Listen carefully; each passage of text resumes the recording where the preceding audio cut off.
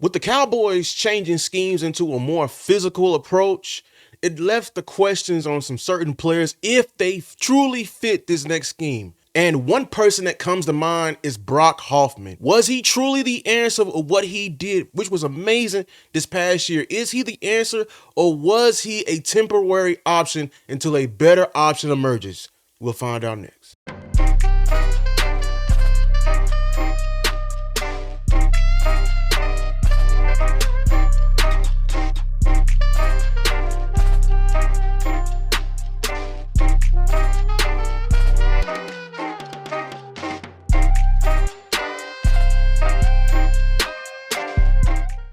What's good, everyone? Welcome back to another video. I'm your host, Lose Takes. Make sure to like and subscribe the video, comment down below, because this is a subject we've been talking about for a while now. The Cowboys, they are shifting towards a different approach in the offensive scheme. One that's more physical, more point of attack, and is going to take more toughness, from the guys up front.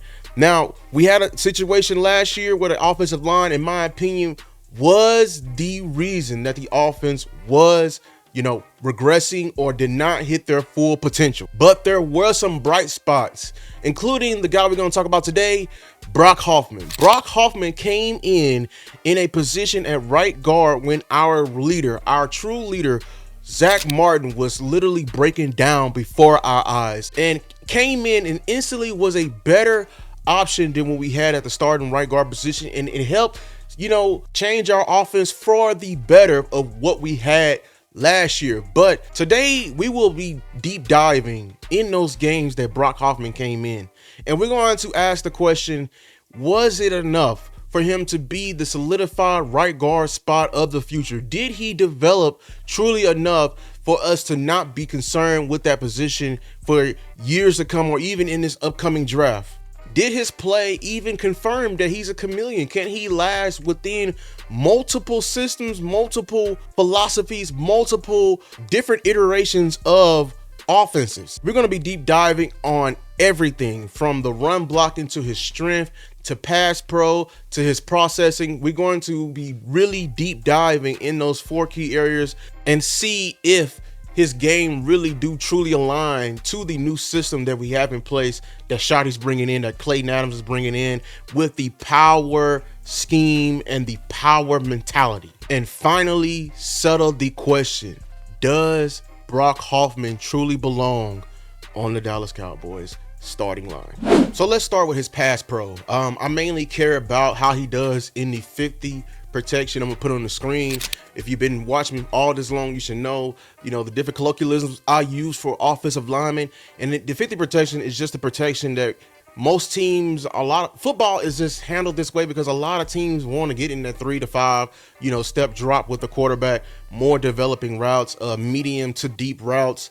I don't want to look at the short passing game, because the short passing game, the whole point of it is to negate the rush. So your protection there really don't matter. I mean, I don't want to say that, but how do you handle in a full progression or just a partial progression, and how you're passing off stunts, how you're setting, what are your sets like? We're going to look at this right now. So here we are. The defense, they're in this 4-2 over, front over, because the strength of the offense is to the right of the screen, and we have a tight end, and they have a 3 technique set to that side, which means that to Brock Hoffman's side, over here by Cooper Beebe, they have a 1 tech, so he has an initial threat right here. So let's see how he handles it. On the here, I should see a quick set if they're in 50 protection, because I believe Beebe is going to leave and go to the guy towards TJ Bass. Here we go. He should be man on man. Good quick set right here. Let's see what his hands do. All right, his hands are inside, but I don't like the position he's in. I'm gonna be honest with y'all. Let me get my handy dandy notebook. Listen, look, he's attacking here, right? And right now he's blocking him with his hands, but not all of his body. I need his body and his head to be more squared up with this guy, because this guy was an initial 1. So this guy was an initial threat, right? So we need to take care of the initial threat. So so he's out of position, but he's doing a good job of just pressing, shading off, because even though he's giving the initial threat, Luckily, this guy goes to the other side, but because we were out of position from begin with, we're out of position, you know, for the rest of the play, and we're off balance, okay? And he's stuck, you know, just using his lower half right here. Now we're causing time. Luckily, you know, all this is being done, even though it's done wrong. We're having enough time. Look at Cooper Rush is getting the ball off, but you're in a bad position right here. And if I was an offensive line coach, I would give you half of a point right here. This is not a full point. You need to be winning because look, like Shannon Sharp says, I'm not going to take anything in a win that I wouldn't take in a loss. So you did enough right here in standing your ground. So here's another play right here. I mostly got the NFC East. I got, you know, from that run because that's who he's going to be seeing most of the year if he's going to be the starting caliber DN. Last time I think that was over Daron Payne for the Washington Commanders, but now he's over big Dexter Lawrence, who's a, you know, a nuclear player alert, you know. So we're leaving a one-on-one, I believe. So let's see how he handles his rep. So let's go right here. There we go. He has an initial. I don't like why. I hope he's looking at Dexter because Dexter is right there in his two eyes. So he needs to handle this initial threat right here. Let's see what he does. Okay. So like the Giants did a good job of bringing a late pressure. So they split up our half man. Now we don't have a zone or man. Technically, we still just we're technically just big on big across the board, man on man. And this is what I be talking about right here. Because Brock Hoffman, you know, if you're going to be a starting caliber, you know, defensive end, the defense is going to put us in this position numerous of times where we're going to have to be blocking one-on-one. And can you handle your own? Now versus Dexter Lawrence gets in your chest. I don't like that. You need to be punching more. Look at your hands on the outside. Like, yeah, Dexter won the initial like get off. He gets into your chest, and he controls you. And is it because you're not strong enough? Even though like you didn't get there, he didn't get there. Like I said before, I cannot take what I take in a loss in a win. 58 does step on his foot a bit, but you got to be strong. And if you want to be in the phone booth, you got to be strong in here because this is what we're going to be dealing with on a daily with, you know, the NFC East. All right, like I said, I was going to keep it within the NFC East. Here he is again. This time is versus the Eagles. And he's over Jalen Carter, nuclear player alert. But look at this front they got us in. They got a 0 and they got 2 3s. This is like, you know, he's like a 4-eye over here over Truma Adoga, but they have a wide eye side in. What they're doing, they're creating this type of bear front, and the Eagles ran a lot of this is like a 5-2 look, but like they're in a nickel package. But they do this a lot so they can create and break up this, you know, being able to hide you within the zone part of the protection in the 50-man slide. So like I said, this is why I be emphasizing to people a lot. You're going to get a lot of one-on-one blocks and the defensive coordinator is not going to do what's harder. They're going to automatically do what's easier for them and create matches for their best players. So here we go again. Here you go. You're versus Jalen Carter, who's a known pass rusher, right? And he's right now, he's shaded to you.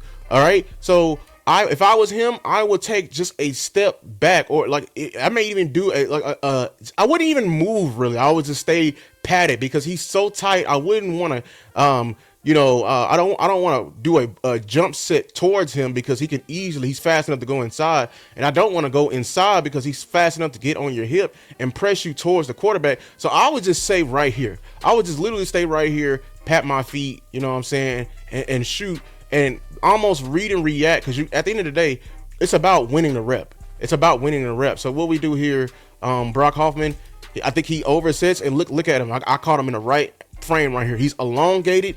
He did that last time, and I told y'all versus the Commanders when he won that rep versus somebody who was literally, you know, not as good as him, and he's doing it again right here. He's not moving the feet. As he punching, as you punch, you have to move your feet. I know this is a better player, but look, this is the difference between when you're just a swing guard and you're the starting guard. So because all your reps are not going to be on, you know, the second and third pass rusher. It's going to be sometimes versus the best, and the best are going to take advantage of that. So look, he's already on your hip, and you're blocking him with you don't have nothing behind your hands, nothing behind your arms right here, nothing. So he can run through that. And you're trying to, and now he's already ripping and he's running his feet, ripping and running. Look, he's overemphasizing that rip now. overemphasizing their rip now, getting through, and he's cleared, hit on the quarterback. So I'm not gonna do him that terrible. Here's another rep. Here he is versus Dexter Lawrence again, and this is a good rep by him. Look at him right here. Dexter they did this look a lot. You know, they're gonna create the matchup to get Dexter Lawrence one-on-one, and they're gonna do it versus, you know, what matchup that they feel, especially in interior. So here he is versus Dexter Lawrence again. They show it, but I think they bag out. Good punch. You know what I'm saying? Good. You know, I just need you to move the feet just a tad bit more. A little too high, but I see you fighting. I appreciate the fight. The tackles lose right there. So next, we're gonna go over how he does within the gap scheme double teams, because the double team is probably the most important block within the gap scheme run, and it's just this hip to hip block. Where they're gonna, you know, get hip to hip right here on if we're going right, and they're gonna basically put the left guard will put half of his body on this D lineman, and the right tackle will put half of their body on the D tackle, and they're gonna uproot to this guy right here. Now, if the guy folds off to the left, obviously the guy on the left folds off, the guy on the right overtakes. If it's the other way around, obviously the guy on the right, guy on the left overtakes, and the guy on the right folds off. So this is a very important block, probably the most key block within the power schemes. And we didn't run it a ton, but we ran it, you know, just a tad bit within it. So let's see how he did in, you know, some of these blocks. So here we go right here. So how it's supposed to be? It's supposed to be your zone step, and then you're bracing with the inside leg. So the guy, like Brock Hoffman, should be stepping left and then a hard right step. So here we go. And his right step, I love it because it's more vertical. So you're taking air away from the defensive tackle. Now, you're doing good right here, just a tad bit too high. See if he falls off. Great job right there. But I don't like, this is the part we're gonna have to get better at, because see, this is the zone scheme in him. He's just shading off to the next level. We need to be, when you come off, it needs to be, look at how he comes off, and look how Tyler Smith comes off of Beebe's duo or you know, down block. You see, they're both hip to hip too, and they're coming off on 57, and Hoffman's coming off on 59. Look at how different he comes off, and like obviously, look who Dowdle chooses behind the guy who runs his feet on the next level, and it ends up being a big game. This is why it's important. It's the difference between, you know, just comparing you to the guys on the offensive line. Now, here's another example, and this is going to be a good watch right here, because we actually perform a power scheme run. Now, I know we weren't like in the mentality of it, because you got to build that mentality over time to be able to run within the power scheme. But here's an example right here. Look, we have Tyler Smith pulling, right? And this is why I say it's so important that he's pulling down his line. It's important that we get movement here. We have to get movement here, because we have to keep his path flat, okay, as flat as possible, because it's all about timing with the running back, because all we're doing here is just shielding off. We're just shooting off these guys. These guys can squeeze the whole play. And then more importantly, the guy who can mess this whole play up is this guy right here. Because if he comes in, he can mesh up the mesh point between the quarterback and the running back. And more importantly, throw off this path of Tyler Smith. And if Tyler Smith can't get there in time, this guy's going to come blow up the play as well. So this is why this block is probably the most crucial block. I'm putting in another. This block right here is the most crucial block in the entire play, because we have to get movement, man. We have to get movement on the point of attack right here. So we go on point of attack. So I guess he shades more into Hoffman, but I need Hoffman to come off a little bit more. Terrence Steele is doing the best he can, but I guess he's going to turn this block into just knocking his hip, getting up, and we do. But good thing Tyler Smith is able to get there in time. But look at Hoffman. He's shading now. I need to still drive the feet. I believe if we get movement on the point of attack here, this play may have a chance. It may have a chance, and then also we're catching. We're in an overload. We have an extra tackle in here, and we still can't block this up. It's just, you see the mentality here.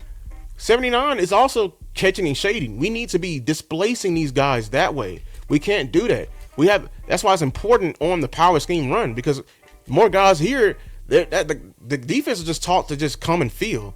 And if they can come and feel and make the path for the running back as flat as possible, they won the rep. They have won the rep. So we have to get better at that, man. All right, here's another example. It's another power scheme run. We got Ezekiel Elliott in there, so we should know that Ezekiel Elliott is mostly a downhill running back. So here we go. We have a initial one tech shade right here, so we should be comboing even with Terrence Steele regardless, because we need to get movement that way. We need to get movement that way. Okay, so let's run this play. Here we go. We shade over. Good thing because I'm telling you, if we would have ran that play without doing this shift right here, we would not have the numbers. But we created he shifts over to a true 3, so we should be getting hip to hip, man, on this block. Terrence Steele. All right, he good technique, solid technique, but he catches. I don't like that. I guess the defensive tackle caught him off guard by just crossing his face. But in that case right there, I need Hoffman to attack with his right shoulder more and put his shoulder into his chest, because he catches right here and like he kind of whips, and now like Terrence Steele is coming in and he's trying to like put a shoulder in so he can get some movement. And what this play could have actually had some potential just off his frame. And here we go. But and Steele gets up to the next level, but Hoffman is just catching. He's trying to shield him off. But we need to get movement. Look at the other side. Look at the other side. Look at Beebe and Tyler Smith. Look at their combos. Not as smooth, right? Not as smooth, right? Here we go. And we just shield him off. No game right there. Yeah, man, just all in all, I just feel that Brock Hoffman, I don't know. I don't think he can fit this system going up. I don't even think he trusts his own strength, because I'm gonna have some clips going right now, but there's a lot of times on the block he will get the guy and he will throw the guy instead of like running his feet and trying to complete the block and actually completing the pancake or just getting movement in general. So like we're going, Cowboys Nation, we're going to a new scheme. A power scheme is a scheme that is different from we've probably seen before. We've seen it with the duo, but it's going to be imperative that we have guys who are not afraid of contact, guys who don't catch, guys who drive their feet within double teams, guys who you can just trust within the pass protection that they can handle versus any type of D tackle. And I feel, my opinion, that guy is in the draft, and his name is Tyler Booker. Did a video on that. Go check it out. I'm not gonna get into that, but I just feel we need, even if it's free agency, we need more physicality from this offensive line, more physicality from that right guard position. Tell me what you think in the comments below. Thank you. Make sure to like and subscribe to content. Turn on notification bell, because we be going live even during the Sundays. We be doing DC Universe, man. But I appreciate y'all so much, man. We're gonna be getting back to the draft content. Until next time, peace.